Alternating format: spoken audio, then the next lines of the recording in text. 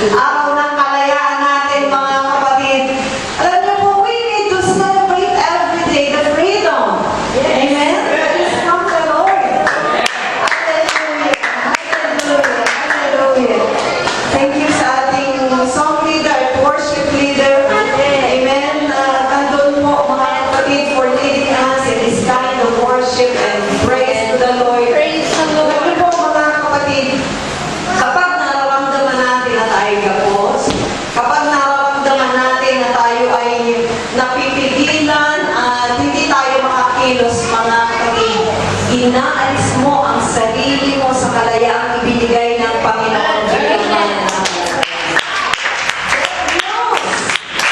Of that situation, I want to live freely.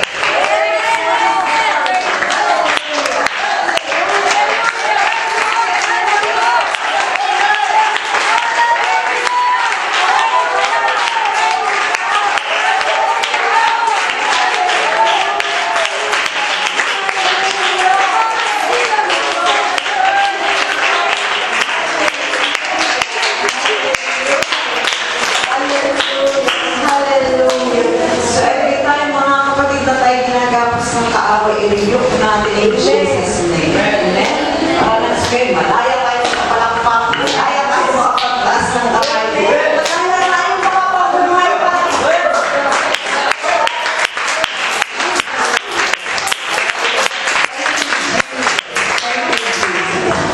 Ito, tatandaan natin, freedom in Christ is not just a kind of feeling. Ito, isang pakiramdam na, parang ang sarap-sarap kumilos. It's not just the feeling. It's the condition of our spirit. Amen? Kapag ka po, mga kapatid, pansamantala lang, parang ang saya mo yun, pero mamaya hindi na. No, yan po ay parang pakiramdam lang. Pero yung tunay po kalayaan natin sa ating Panginoong Kristo, yun po ay nagmumula sa loob. Amen. Kaya po, nandoon na atin pong angkilin ang kalayaan yan. Ibigay po natin, mga kapatid, ang tunay na kagalakan, ang tunay na kapayapaan, hindi mabigat magpuri, hindi mabigat magbuhay, mga kapatid. Yes, nandiyan ang problema at kabigatan, pero mga tayong lumilipad sa presensya ng ating Panginoon. Amen. So, salamat sa Panginoon sa Kanya pong patuloy na pagbibigay sa atin ng encouragement every time we gather together. Kahit hindi pa po Sunday, mga kapatid, nandun na po ang kagalakan sa Espiritu sa presensya ng ating Panginoon. Sa kabila po ng gayon, mga kapatid, still, ang mga iba't iba pong mga problema ay naririyan. Meron po tayong special prayer request. Ang inay po ni Sister Shai, si Sister Tess Lasan, ay atin pong inulog sa harapan ng ating Panginoon. After po ng operation, nagkaroon siya ng mild heart attack. Kinakailangan po, mga kapatid, na yung kanya pong recovery from her operation galing po sa heart attack ay lubusan po natin tulog sa harapan ng Panginoon. Salamat po na isa yung tubo pero minomonitor pa yung heartbeat. So ilulog natin sa Panginoon. Kung ito man ay isang kapahintulutan ng Diyos upang lalong mabuo ang kanila pong pananampalataya na po natin bago pa sa faith si Sister Tess. Pero alam natin na ang Diyos ay ganun. Amen. Papapayasan niya muna natin. As a church, gabayan po natin at tulungan natin sila sa Panginoon. Lumulog po tayo sa Panginoon. Dakilang Ama, kami po ay puso na magpapasalamat muli sa napakasarap na kagalakan, kalayaan, kapayapaan, at pinagdalaon sa amin sa pagpipong ito. At nawa o Diyos, pauwi namin sa Panginoon ang ganito pong klase ng kalayaan sa amin pong pang-araw-araw na mabubuhay. Dalangin po namin o Diyos na ikaw ang sasama sa amin sa pag-aaral po ng iyong salita at mangusap ka sa iyong pong kaparaanan at personal ka, Panginoon, ang makipag-ugnay sa iyong mga anak. Gamitin mo lang po iyong lingkod upang na sa gayon maging daluyan at pagpapala. Pero personal mong mensahe, Panginoon, ay iyong po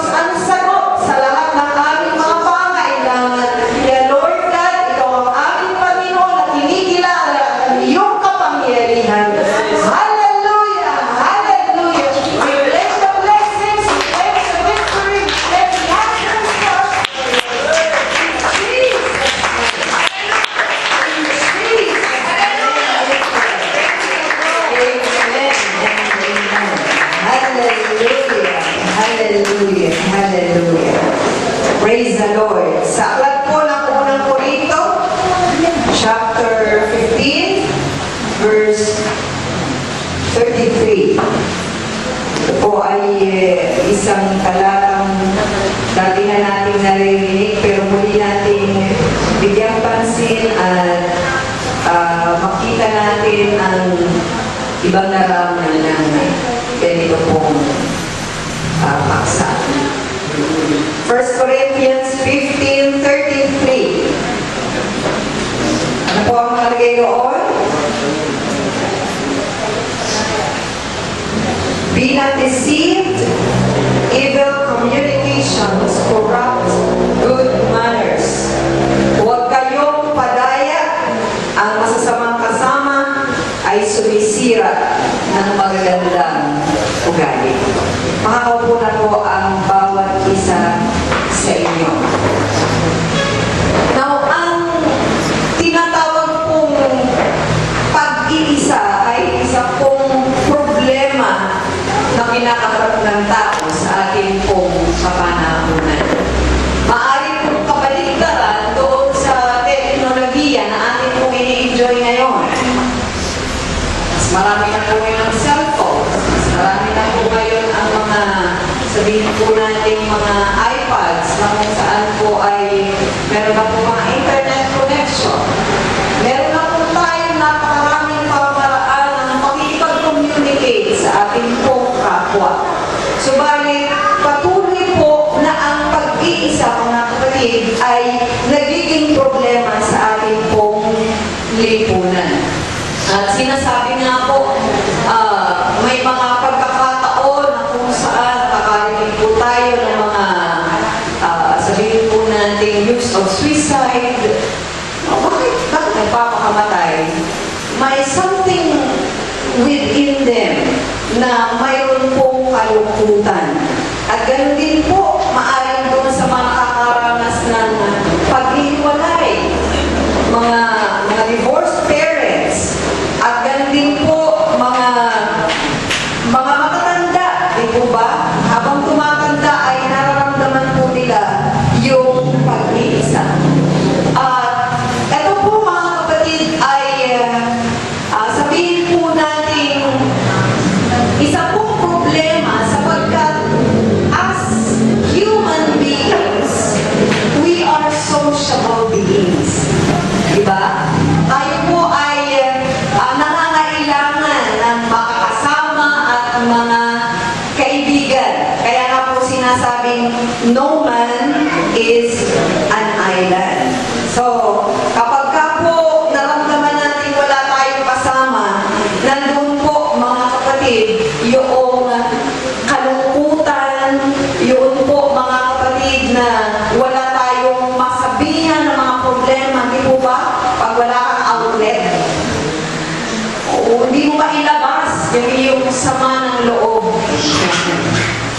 So, maaring nandun po emotionally or mentally may kabulukan po na mararamdaman tayo within us. Kaya nga po, naghahanap tayo ng tinatawag ng mga kaibigan.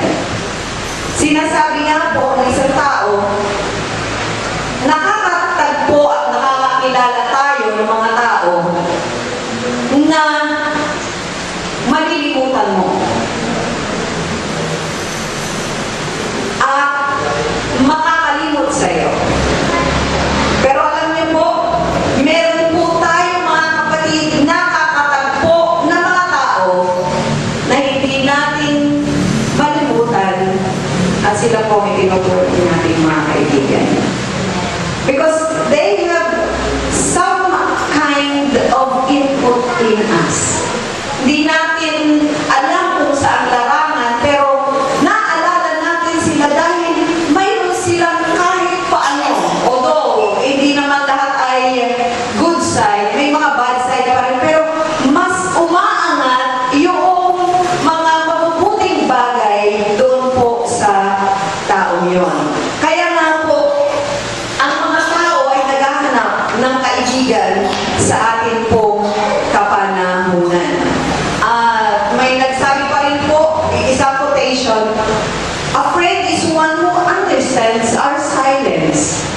Yan, na kahit tahimik lang tayo, hindi pa tayo nagsasalita. Sabihin sa atin, alam ko na problema mo. Yan. Diba?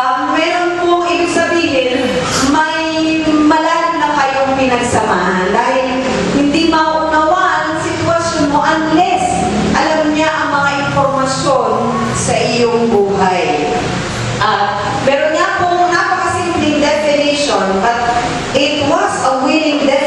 question in a British publication. Sabi, a friend is the one who comes in when the whole world has gone out. Ang isang pong kaibigan ay yung isang pumapasok sa iyo kapag ang lahat ng mga tao ay nagsilabas na. So ano po ibig sabihin? That person will stay with you through thick and thin. At yan po ang isang kaibigan. Now, sabi po ni Tennessee Williams, life is partly what we make it and partly what it is made by the friends we choose. Ang buhay daw po ay sa bahagi, sa isang bahagi, ay kung ano ang ating ginagawa. Siyempre, kung ano yung itinanim yun ang iyong aanihin, kung ano yung ipinamumuhay mo, yun ang magiging resulta na babalik sa'yo. Pero nandun po, isang bahagi lang daw yan. Ang isa pang bahagi ay influensya po ng mga kaibigan mo o mga taong malalapit sa'yo. So nangangahulugan po, ganun katindi ang influensya ng tao sa atin. Kaya nararapat, pumili po tayo ng may karunungan, ng may katalinuhan sa mga tao na atin pong madalas makakausap, madalas makakasama, dahil knowingly or unknowingly, ang influensya po nila mga kapatid ay makakaapekto sa bawat isa sa atin. Kaya nga po, bilang mga mananampalataya, bilang mga taong may pagkatakot sa Diyos, maging matalino po tayo sa ganitong larangan. Sapagkat kung hindi, mga kapatid, marami ang mga bagay na maaapektuhan sa atin. Maaring hindi biglaan na tayo po ay mawala sa pananampalataya. Pero dahil po sa mga hindi tamang kaibigan, hindi tamang kasama, maaring tayo po, mga kapatid, ay mahulog sa bitag ng kaaway. Now, dito po sa ating binasa, ay kita po natin, huwag kayong padaya, ang masasamang kasama ay sumisira ng magagandang pag-uugali. May two keywords po tayo na makikita dito po sa talatang ito. Ang isa po, mga kapatid, ay ang word na kasama at ang word na pag-uugali. Whether positive or negative, ito po ang dapat nating bigyang pansin na mga salita dito po sa talatang ito. Now, yaman po na kung mabuti ang ating kasama o kaibigan, at ito po ay magdudulot ng magandang pag-ugali o magandang resulta sa ating buhay, nangangahulugan na dapat po tayong magtayo ng isa pong matibay na pakikipagkaibigan na magbibigay sa atin ng mabuting impluensya. Nung tingnan natin ang nakalagay po mga kapatid sa Ecclesiastes chapter 4 verses 9 to 12. Mayroon po mga kapatid, great blessing kapag tayo po ay nagtayo ng pakikipagkaibigan at kung ito ay sa tamang pamamaraan. Sabi po sa Ecclesiastes 4, 9 to 12, dalawa ay maigi kaysa isa. Ibig sabihin, kawawa ka kung nag-iisa ka, pero kapag dalawa kayo, ay mas mabuti daw po ito. Sapagkat sila ay may mabuting kagantihan sa kanilang gawa. Sapagkat, ito ang magandang bagay, sapagkat kung sila ay mabuwal, ibabaw ng isa ang kanyang kasama. Ngunit sa aban niya na nag-iisa, pagka siya'y nabuwal at walang iba na magbabangon sa kanya. Yan po maganda mga kapatid na tayo ay wag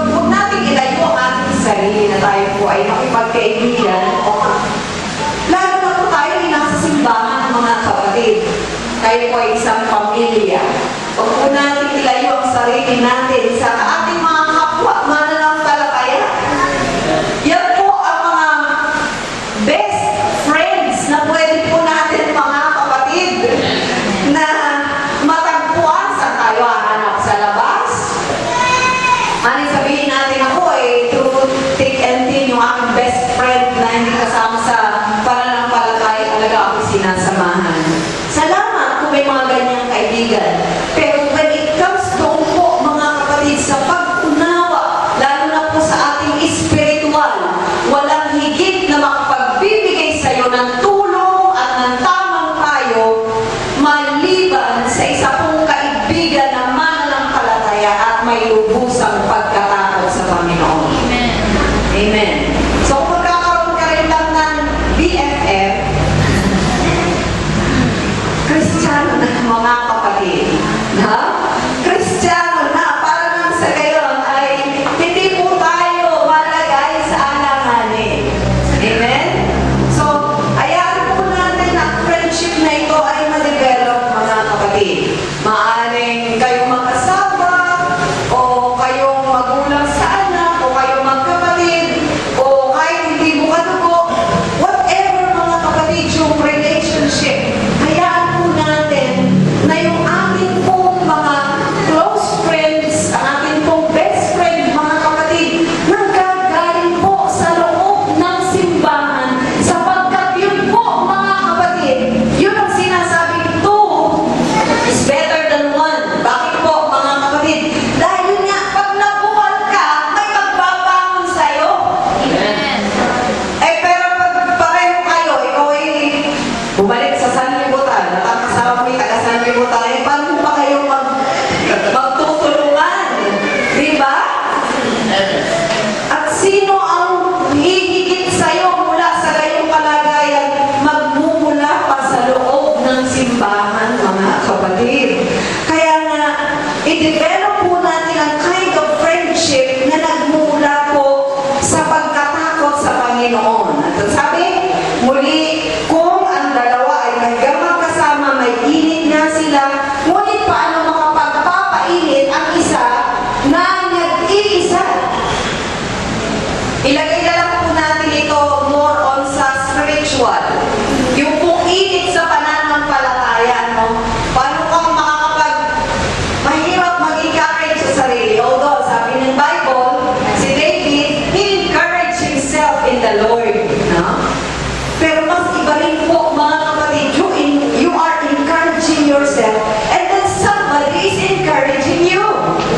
No? Kaya nga po, sabi, paano makapagpapakainit ang isa na nag-iisa? At tawag ganon. So, yun po sabihin, malaki ang tulong ng isa pa na magbibigay sa iyo na encouragement. At kung ang isang tao ay manaig laban sa kanya na nag-iisa, ang dalawa ay makalalaban sa kanya at ang panaling tatlong ikid ay hindi nakapatid na madali. Amen? Kung halimbawa ay merong lumalaban sa'yo, ang hirap mag-isa, ipagtatanggol mo ang sarili mo. Pero kung may kasama ka, dalawa tayo laban sa kanya, mas matindi ang pwersa. Kaya nga po, mga kapatid, kung tayo po ay mananampalataya, let's connect ourselves with our brothers and sisters in the Lord. Amen? Tayo naman po, mga kapatid, na kinukonektahan, ay maging maayos naman po tayo, mga kapatid na kaibigan. Maging mabuti po tayong impluensya. At hayaan po natin na ang bawat isa sa atin ay maging pagpapala sa isa't isa, mga kapatid. Na huwag yung one-sided lang. Mahirap po yung ganong friendship or relationship. Parang nararamdaman ako na lamang, ako lagi. Nakakasakal po, mga kapatid, yung ganong relasyon. It should be give and take. At bilang pamilya ng ating Panginoon, mga kapatid, magtulungan tayo sa isa't isa, mga kapatid. Huwag yung kung ano yung tutulungan ko ito kasi may makukuha ko dito eh. Wala, no strings attached. No? Para bang pag nagbigay ka,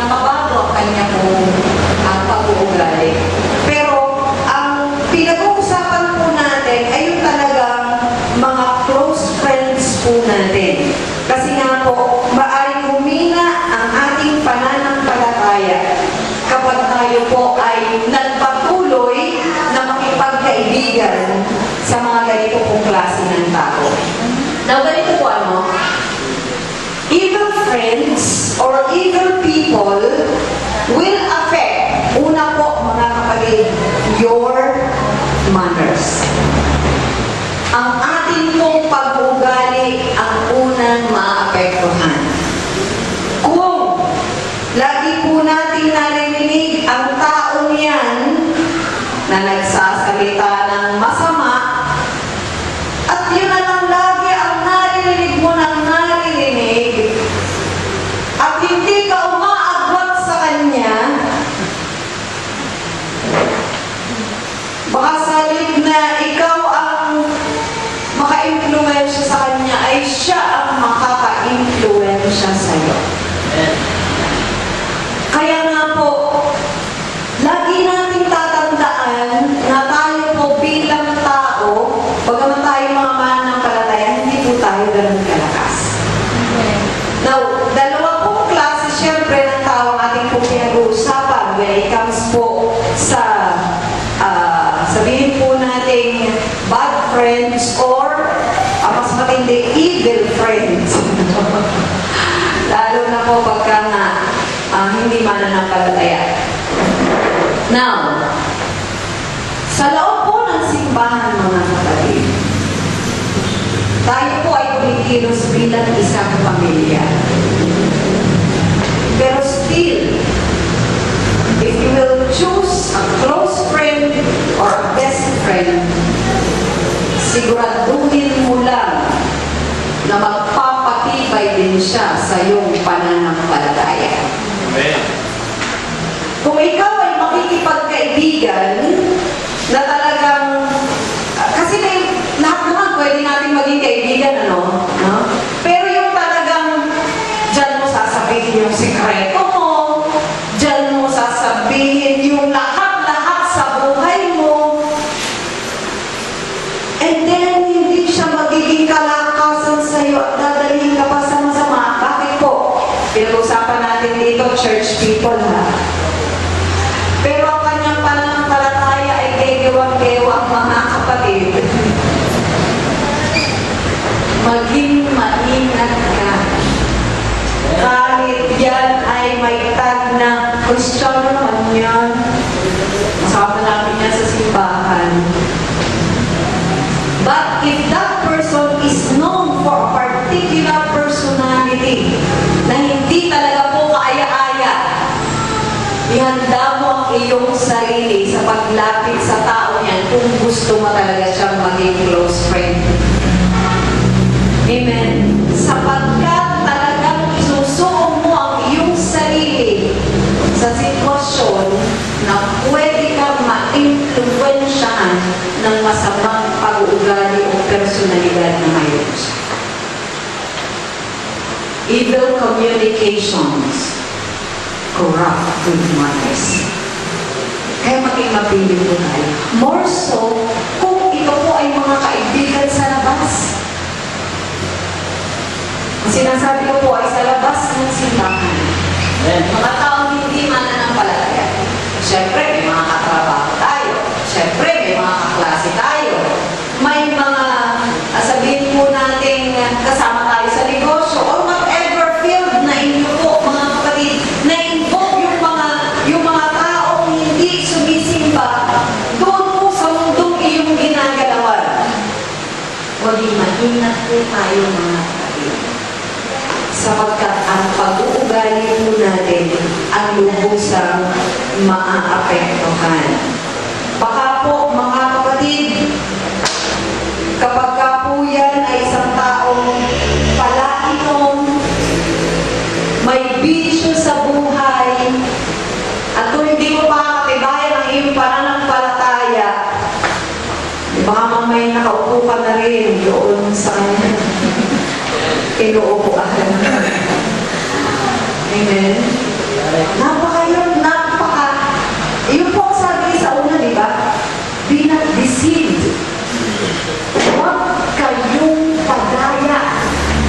Ibig sabihin po, madaya po, yung pong masasamang kasama. Yung masasamang kaibigan. Kasi meron pong kakaibang espiritu na kumukontrol sa kanila. expect na magmumula sa labas mga kapatid ang mag-aakay sa kanila sa kabutihan. Now, maaaring meron, pero ang pinag-uusapan po natin, ang dapat pinag-uugatan nito ay tumumpok sa kalagayan ng ating pananampalataya upang ang pagbabago ay maging kumpleto mga kapatid. Amen?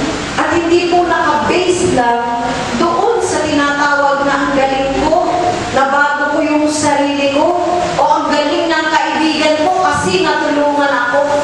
Masasabi natin, ang galing ng Panginoon sapagkat ako ay kanyang ginabayan at gumamit siya ng mga tamang tao upang tulungan ako sa aking buhay. Amen. Yan po mga kapatid, yung may lasting effect sa ating pong buhay. Tatagal po at lupusan pa po ito na pauunladin ng ating pong Panginoon. Isa pa po mga kapatid, evil friends affect your modesty. Ang ating pong kahinhinan, na hindi lang po ito sa mga babae. Yun po kahit tinatawag natin dito, tumukoy po ito sa tinatawag na kabanalan. Amen. Ang tinutukoy ko po ay panloob at panlabas. Again, yung pong pag-uugali ng isang tao, ito po ay nakakahawa. Kung tayo po, mga kapatid, yung ating pong inward holiness, kung hahayaan po natin na tayo ay maapektuhan, nandoon po, kayang i-twist po ng kaaway yung mga klase ng espiritu na mayroon tayo. Kaya nga, when it comes, mga kapatid, sa pagtuturo po ng holiness in the Bible, ano ang sabi? Magsilayo kayo sa kanila. Magsilayo kayo sa maruming bagay. Ano po ibig sabihin? We need the principle of separation when it comes to inward holiness and also outward holiness. Dahil talagang nakakahawa ang espiritu ng sanlibutan. Amen. Hindi mga mananampalataya eh. Let's take for example mga kapatid. Lately, bigla ko lang na balita. At siguro alam nyo na ng iba dito mga kapatid. Yun po, sinuwagal ko si Charisse, nag-confess na siya ay siya pong lesbian, Pero makikita natin sa kanya, siyempre, celebrity. Kumbaga ay mababasa natin, isa ay napapanood. Alam natin kung muna siya sa stage. It's most possible. Alam niyo po, tayo, babae man o lalaki, ayaw man natin o hindi, because we have that sinful nature. Dadaan tayo sa isipan natin. Halimbawa ako, sana naging lalaki na lang ako. Diba? May mga ganyang sitwasyon, na kung saan ay parang, you don't mean it, pero parang may pagkahilig ka para, sana ganun na ang personalidad ko. Dadaan yung mga ganyang kaisipan. But then, kung may entertain yun, most especially kapag ka po may mga kasama ka na gayon ang kaisipan, ang pinanindigan yon, at kung hindi ka mag-iingat, yun po mga kapatid ay maaaring maka-influensya sa atin. O nga, inisip ko rin noon, sana may lalaki na lang ako, halimbawa, at nakasama mo ay halimbawa mga lesbian, it's possible na mag-trigger yung ganong kaisipan na wala naman dapat sa nature natin, but because we have that sinful nature, ang kaaway po ay madaya na ilalagay ang kung ano-ano sa ating isipan at maging sa ating ilusyon upang magdesisyon sa isang bagay na salungat sa kalooban ng Diyos. Now yun po mga kapatid ay sabihin natin nagko-confess din na may takot siya sa Diyos. Now, yung mga tao sa loob ng simbahan, mga kapatid, nawa, maging maingat tayo na ang ganung klase ng espiritu ay wag po natin hayaang malaig sa buhay ng bawat isa sa atin. Amen. Dahil sinasabi natin, talagang madaya ang espiritu ng sanlibutan. Pero hindi na natin mapaniwalaan eh. Diba? May sinabi si Apostol Pablo, iniwan ako ni Dimas. Sino si Dimas? Dating isang matapat na mananampalataya. Pero yung pag-iwan sa kanya, hindi specify kung ano talaga mga kapatid yung ginawa niya. Pero basta sinabi dahil inibig niya ang sanlibutan ito. So nandun po mga kapatid, kahit isang matibay na mananampalataya ay pwedeng madala kung hindi natin babakuran ang ating sarili sa tinatawag na pananampalataya. Amen? Evil friends affect your morality. Amen. Yung kung ating moralidad. Kung ang nakakasama mo, mga kapatid, ay mga taong mapakiapid o kaya naman ay sabihin po natin mga niya ay o kaya kung hindi man mga kapatid, ang gusto natin makapanoorin ay yung may mga ganong mga prinsipyo. Sa bandang huli, may isip mo, parang okay lang naman. Ikisa naman maghirap siya doon sa although sa ating pong batas ay may dapat na proseso. Paano kung hindi dumaan sa tamang proseso, mga kapatid? Ang hirap po, ang moralidad po natin ay pwedeng maapektuhan. At alam niyo po, sabi sa Proverbs, yung tinatawag kong morality, yung immoralidad, mga kapatid, ito po ang kasalanan na para bang may bilang sa'yo na hindi mo kayang matakasan. Ito po ang isang kasalanan matindi. Let's look at David, mga kapatid. O sabi natin, naging maganda ang kanyang record na pawi yung mga masasamang kasalanan ginawa niya, diba, doon sa isang pagtuturo ko sa inyo. Pero still, lagi yung nauuna kapag yung negatibong pagkakasala, ang nauuna dyan, yung kanya po, mga kapatid, pamamalo niya, dito po, kay Bathsheba. Ganun po, ganun katindi yung lamat, yung naiiwan mga kapatid na masamang pangalan or identity ay binigay sa atin kapag po ganyan ang kasalanan na ating pong nagawa. So, huwag po natin hayaan na ito po ay maka-apekto sa bawat isa sa atin. Amen? Isa pa po, evil friends affect your moderation. Yung iyong pagtitimpi. Ano po ibig sabihin? Nawawalan ka ng self-control. Mga kaibigan mo ay mga taong maluluho. O siyempre, makikisabay ka, no? Hindi ako pwede magpapaiwan sa mga ito. Ibig sabihin po, mga kapatid, kailangan mayroon tayong tamang kontrol sa ating pong mga buhay. Baka mamaya kaya malulubog ka sa utang. Dahil I need to keep up with my friends. Yan. Diba? Lalo na nga po sa mga taga-sanlibutan. Kaya nga po, paring hindi sa loob ng simbahan, kung sa labas naman, mga kaibigan mo nga ay mga galante, sabihin na natin, no? Sinabayan mo. Ay, magtataka sa iyo mga sa loob ng church, ano nangyari dito? Kasi hindi natin alam, pero para siyang mga kaibigan sa labas, nakaka-influence siya sa kanya. Kaya po, nakikisabay siya to the point na siya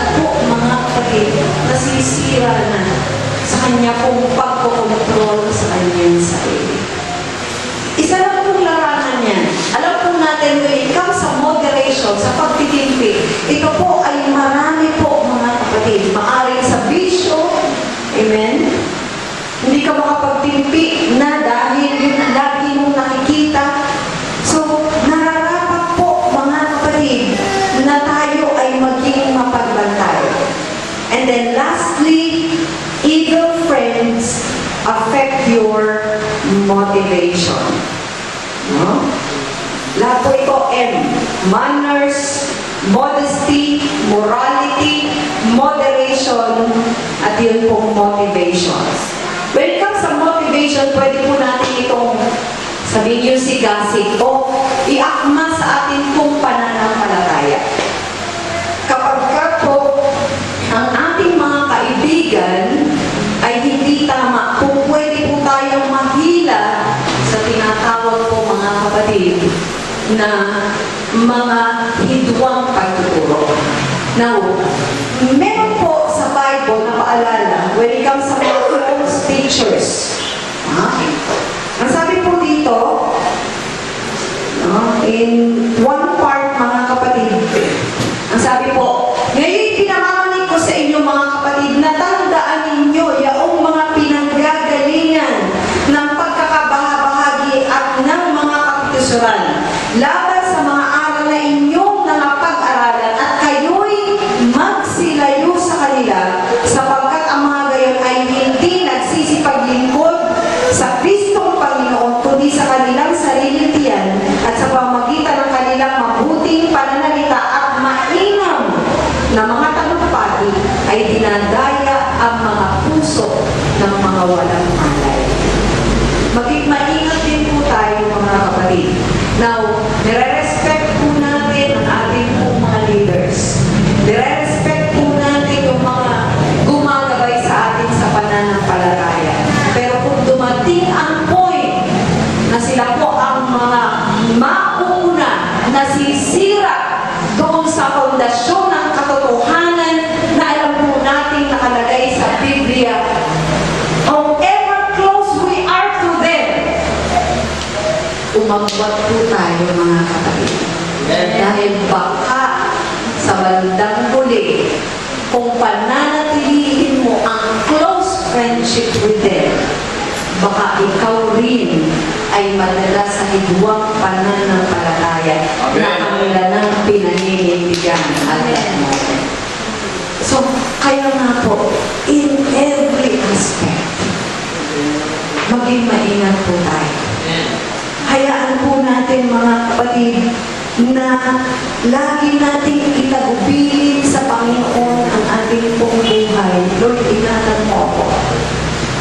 Maaring nagpapalakas ako sa pananampalataya, pero umaasa pa rin ako sa iyong kapangyarihan.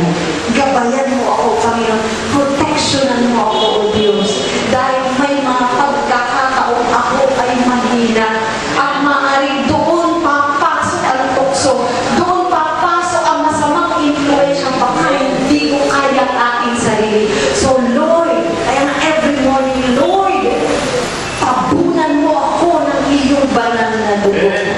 Puspusin mo ako ng iyong kapangyarihan upang huwag mahayaan ng kaaway na siyang pumasok sa ating buhay.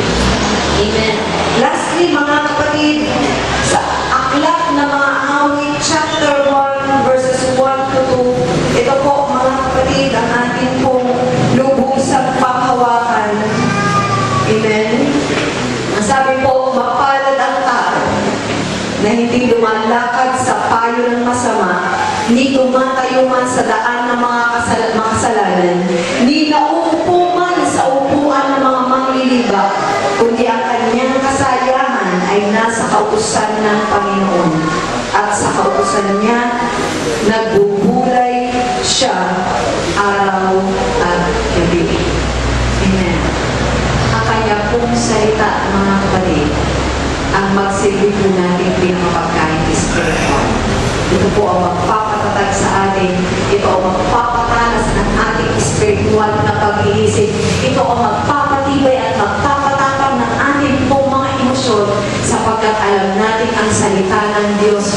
kapatid, ang siya magbibigay sa atin ng ilaw, ng gabay, upang nang sa masansala po natin, mga kapatid, ang mga bagay na nais humila sa atin palabas sa pananampalataya. Amen? Mga kapatid, ang panahon po ay madaya. Huwag natin hayaan na tayo po, mga kapatid, ay mailigaw ng kaaway sa litamang landas. Makahuli-hulihan po, mga kapatid, nangangahulugan, may pangangailangan sa pagpili sa mga tamang kaibigan at kasama. Sa mga young people natin, mga kapatid, be sure, kung pipili kayo ng mga kasama sa buhay, mga kapatid, sa loob ng simbahan, at matibay sa pananampalataya, mga kapatid. Amen? At sa bawat isa po sa atin, hayaan natin, mga kapatid, na itanugilin natin ang lahat-lahat kung tayo ma-influensyahan ng masasamang mga kaibigan at kasama. Pagkakanais natin, matapos natin ang pagbuhin ng pananampalataya na ipinagkaloob po sa atin ng ating Panginoon. Palakpakan po natin ang ating kapilang Diyos. Hallelujah! Hallelujah! Hallelujah! Hallelujah! Dito po ang bawat isa itatayo. Hallelujah! Let's pray, mga kapatid. Ako ang iyong mga kaibigan ay hindi maglibay sa pananampalataya. Yung iyong close friend, yung iyong best friend, yung iyong girlfriend o boyfriend ay mas dinadala ka sa kasamaan. Then choose other friends.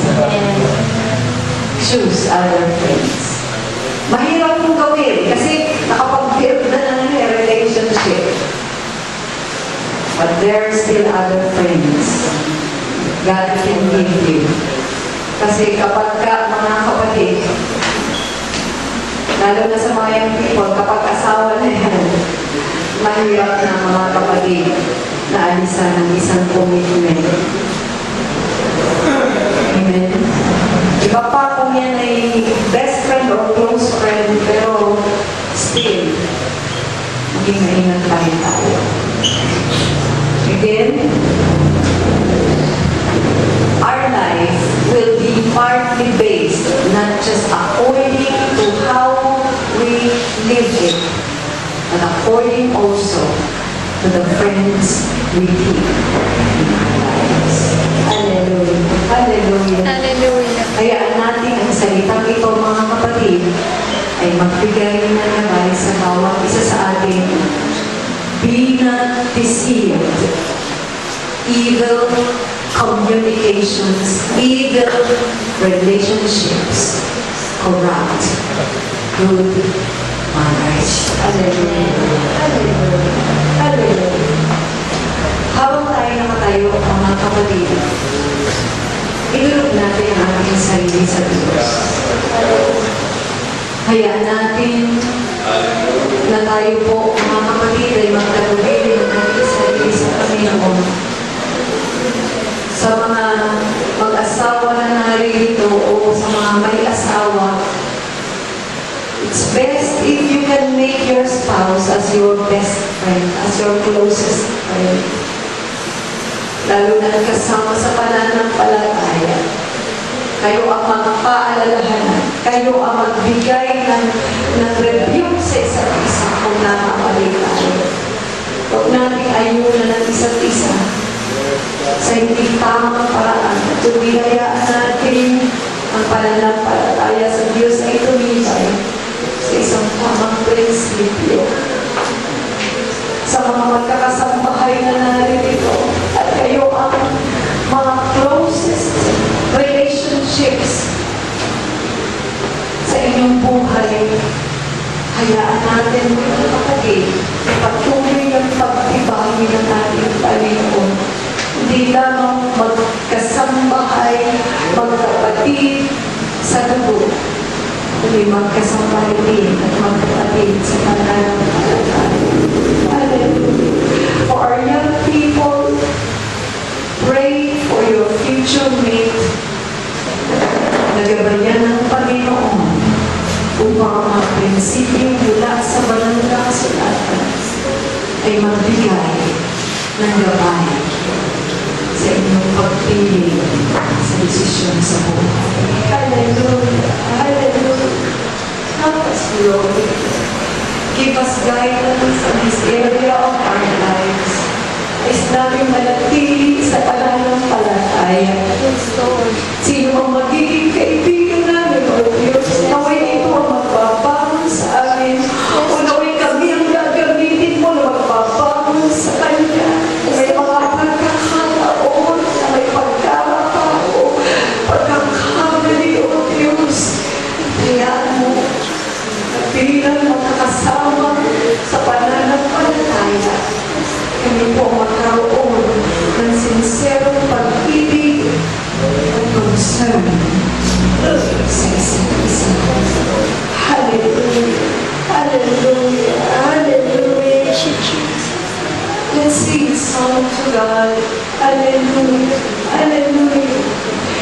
Lead me, Lord, where you want me to. For I know not where to go. Lead me, Lord, all the days of my life, where there's no titles, but there is light. Lead us also, Lord, in choosing the right